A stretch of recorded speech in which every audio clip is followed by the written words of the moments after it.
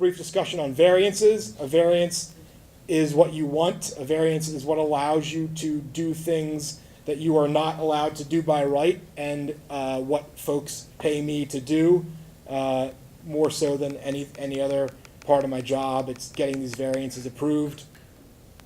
When things are prohibited, it isn't assumed by the ZBA that you can never do what you want to do on that lot.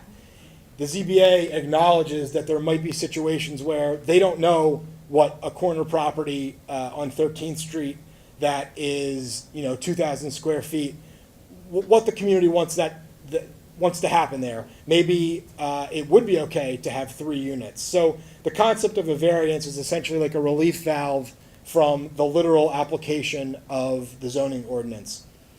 They're dangerous in the eyes of the city because they run with the property and not with the person. So you're not getting a variance for yourself, you're getting a variance for 1133 South 13th Street, where future folks that develop there are allowed to take advantage of that. So once you get it, it's difficult to lose it, which oftentimes means it's more difficult to get. Okay, let's see.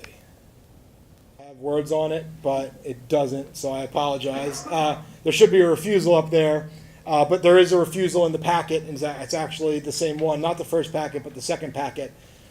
You go in, you file your permit, and you're going to get a refusal. You pay $100 and they say, here's what you can't do that you want to do. So you either went there and sought a use variance to use the property differently, or a dimensional variance because you want to build and you realize you need to be at 40 feet, or you realize that there's no way you're going to have a 5-foot side yard on that property. So you get a refusal and you have to take it further. So what you're looking at is what you then appeal on. So for my property, it'd be putting a 3rd story up without an 8-foot setback. It's a great way to add value to a property, but it's specifically the multifamily from a single family that I was talking about is super difficult because it's going to elicit a strong response in your neighbors. And the neighbors are going to be the gatekeepers for certain variances because without the RCO's approval, they're not going to let you do certain things. To prove a variance to the ZBA, you essentially have to prove that there's either an extreme hardship, meaning the shape of the property is such that if you were to build there by what you could do by right, it would be completely useless.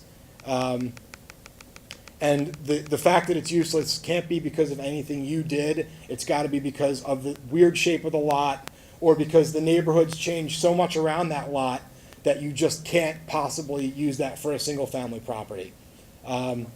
What's another good point when talking about that?